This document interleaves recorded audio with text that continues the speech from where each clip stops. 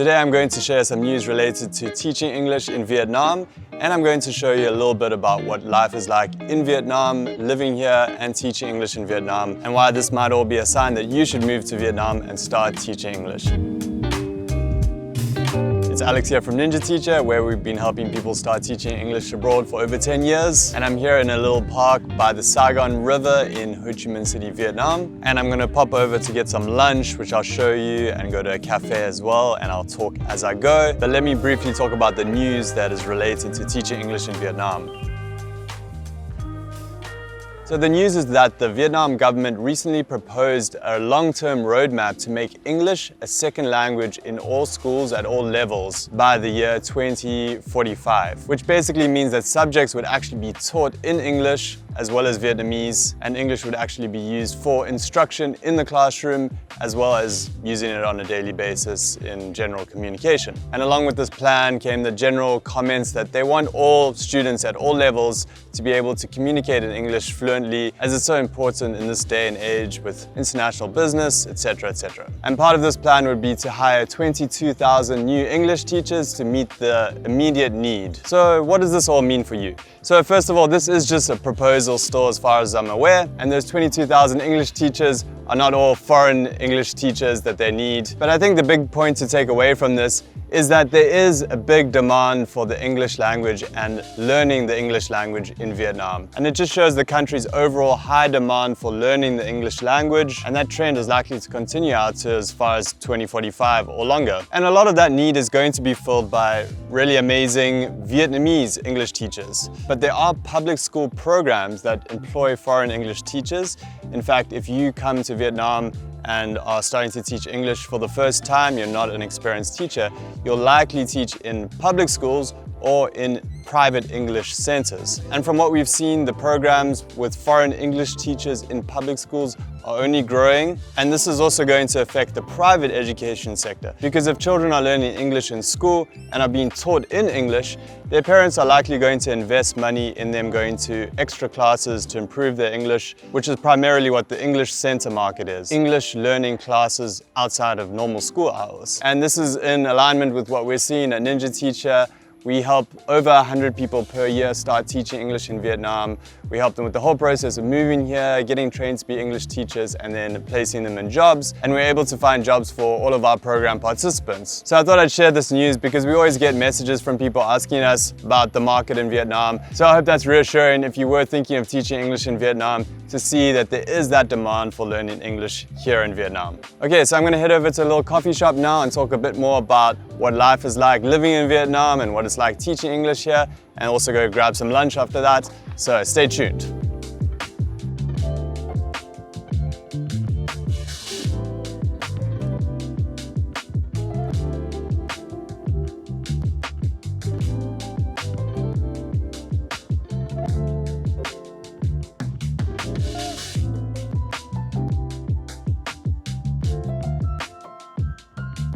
Okay, just got to this little cafe, having a coffee. This is a latte for 45K, and this is a really cute little cafe. It's called Softly. And coffee's good. Sometimes I have to drink espresso and lattes or cappuccinos because Vietnamese coffee, the Robusta beans, is so strong that, yeah, sometimes it can make you like shaky or a bit anxious. Okay, so let's talk a bit about what it's like living in Vietnam. So I'll talk more about food when we go out and get some lunch. But I think for a lot of people, what is so nice about living in Vietnam as an English teacher or in general is the overall lifestyle that you have. So with teaching hours, whether you're in English centers or public schools, you're typically going to be teaching about 18 to 24 hours. As a full-time English teacher, you're usually paid per hour, but 18 to 24 is sort of considered full-time hours. And you do need to do lesson planning for those hours of teaching on top of those actual teaching hours. But if you're coming from the corporate world, 40-hour work weeks, which are actually often like 60-hour work weeks, then this can feel really nice to have that extra time. And don't get me wrong, teaching can be demanding. You do need to put in a lot of energy and effort. But I think overall, on the whole, when you're living here and you have that extra free time, that you can go out and use for whatever it is that you want to do in your free time. It can mean a really great lifestyle overall here in Vietnam. And then in general, Vietnam can be very affordable. So I've recently done some cost of living videos which you can check out for more information on that with more breakdowns. Of course, you can spend a lot of money like anywhere else, but I think it's very reasonable to live really comfortably in Vietnam on what you earn as an English teacher. And it does feel a lot more affordable to go out and do things, like go to a little cafe like this and get a $2 coffee. Vietnamese coffee is like even half the price of this. Sometimes the lattes and that are a bit more expensive.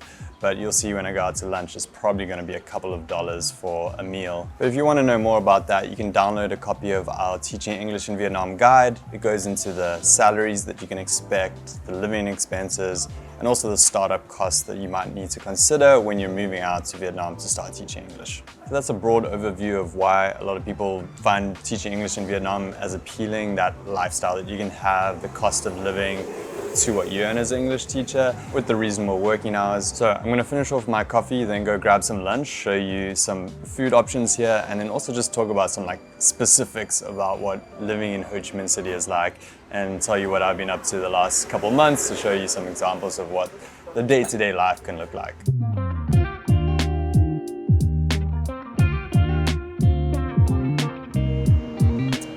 Okay, I'm here now at Bun Bo Hue Trang, which is a restaurant here right on the side of the street. They've got a inside area, but I think this is a great example to show you what it's like just eating on the side of the road here, which is always fun. So I got me some Bun Bo Hue.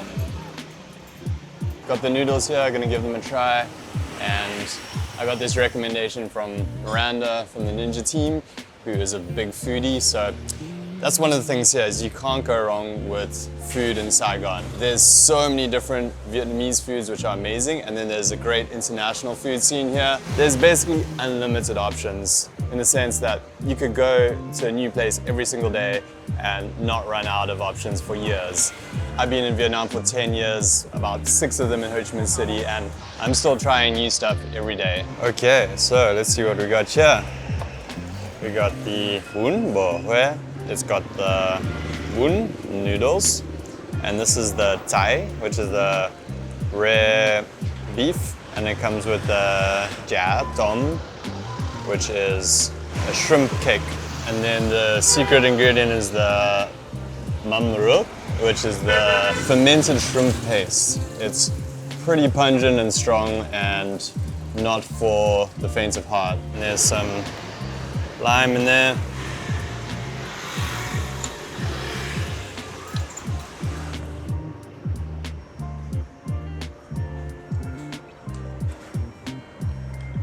Yeah, it's good. The broth is really good. All right, I'm gonna try some of the mam ruk. Dangerous stuff. I don't like it when you're dipping stuff into it. It's too strong then. But if you put it into noodle soup, it's pretty good.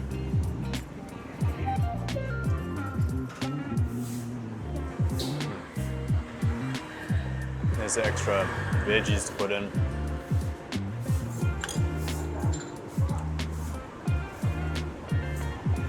Put some lime in too.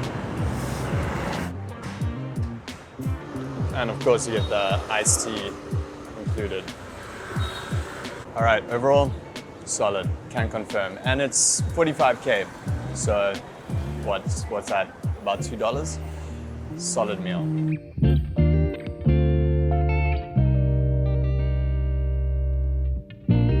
Okay, so I just headed over here to a quieter spot, although we've still got a bit of construction there. Can't completely escape the noise in Ho Chi Minh City. So talking about food, that place was really good. I recommend checking that out. And also there's just so many good options in Ho Chi Minh City. So obviously tons and tons of amazing Vietnamese food, but also a great international food scene. What I'll do is I'll show you some of the footage of some of the international food that I went and got in the last couple months. I went and got Japanese, sushi, recently went to get some Korean bibimbap, some really good spots for Korean food here. Thai food, you can also get like more Western stuff, sandwiches, and there's a place called Union Jack's that does British food. You can get bagels, pasta, Indian food, so pretty much any cuisine you could possibly want to try. And also just lots of really nice little spots, you know, nice little restaurants. So it's really a get out and about kind of culture in Vietnam. Of course, you can stay home when you want to, but it's so easy to pop out, especially if you ride a motorbike, and just go to a nice restaurant in an awesome area. Anyway, I don't think I have to go on about the food scene, because if you're a foodie, you probably already know that Vietnam is the best. And then if you're interested in nightlife, there's a lot to do. There's a big nightlife scene in Ho Chi Minh City. Recently I went and checked out a jazz bar, which was really fun. But there's everything from dive bars to clubs to, you know, interesting spots all over the city. So yeah, you've got plenty of options when it comes to nightlife in Ho Chi Minh City. And there's also plenty of other laid-back activities that you can do in the city. The other day I went to this little spot where you could make phone cases. So we designed and made our own phone cases. It was only 129,000, and you pay a bit more if you want to add further extra things. But that was actually a lot of fun, and it was one of the examples of the places in Saigon where you walk up a little scary almost staircase going up into an old building, and then you come out into this area where there's like a cool cafe or restaurant or something like that, which is one of the unique things about Saigon. And that was a lot of fun to do. I made this phone case that I thought was a gothic sort of dark fantasy look, but then one of my team members just said it looks emo, which fair enough, it kind of does. Anyway, just fun, and just one of the many things there are to do, especially if you aren't into partying that much and you want to just go out and do more chilled stuff with friends. Talking to friends and community, we've been having our regular get-togethers for all of our program participants, and quite a few people showing up, which is always a lot of fun. It's a great way to connect with other English teachers here. So when people first arrive to join the program, they get to join the meetups, and then also once they've got jobs and are teaching in Vietnam, it's a good way to meet more people and make friends. So that's something we do almost every month. We have a meetup. So as I mentioned earlier, a lot of the jobs for first-time English teachers in Vietnam are at English centers or at public schools. So that sort of determines what your week-by-week schedule is going to look like, because public school is more the typical daytime hours with evenings and weekends off, whereas English centers, you actually work typically on the weekends, and then you have some evening and late afternoon classes during the week, and then you usually have days off during the week. So that's a little bit different for some people, unless you've sort of worked service industry jobs. And there's some differences between the types of jobs, but typically you're gonna have one or the other, depending on which job you get and which your preferences as well, the time of the year, that kind of stuff. And then based on that, that's when you're going to have free time and spend your time doing these things like going out in the evenings if you like to go out. Karaoke is a lot of fun as well in Vietnam, and doing stuff in the daytime as well. So if you like to go out to cafes, there's a great cafe scene here. And if you like to do all sorts of things like this, arts and crafts or whatever it is, you can do that as well. A couple of other recent events. Vietnam just had the Independence Day holiday, which is usually a couple of days off, and there are some things happening, usually depending on which city you're in. But in Ho Chi Minh City, there was a show. Although it is rainy season right now, so we went to check it out, but got caught in the rain. It was raining really hard, and we just had to hide under the roofs next to different shops, so I didn't really see the show that well. But the performance kept going, so there's always stuff going on like that around the holidays, and it's coming up to the Mid-Autumn Festival now, so you'll see a lot of mooncakes. Mooncakes are pretty popular in Vietnam around the holidays, especially the Mid-Autumn Festival, and you can get different fillings inside them like mung bean and taro and coconut. And with us at Ninja Teacher, we've been running our programs every month, and we just wrapped up one on Friday with everyone graduating, and quite a few of them already secured jobs within a few days of graduating, and we do help everyone get a job within 30 days of graduating at the moment. So myself and the team at Ninja Teacher are keeping busy, and we have another program starting this Saturday with our orientation, and then getting into the training, and then again helping them find jobs at the end of the program. We enjoy helping people start teaching English in Vietnam, so if you're interested in that, you can head over to ninjateacher.com and find out more about what we do, or download our Teaching English in Vietnam guide There's a link in the description. You can get a free copy of that. So I hope this video gave you a sense of what living and teaching English in Vietnam is like, and you can get a sense of if it's something that you might like to do. Okay, I'll speak to you in a new video. Subscribe for more videos about living and teaching English in Vietnam, and I'll speak to you soon. Peace.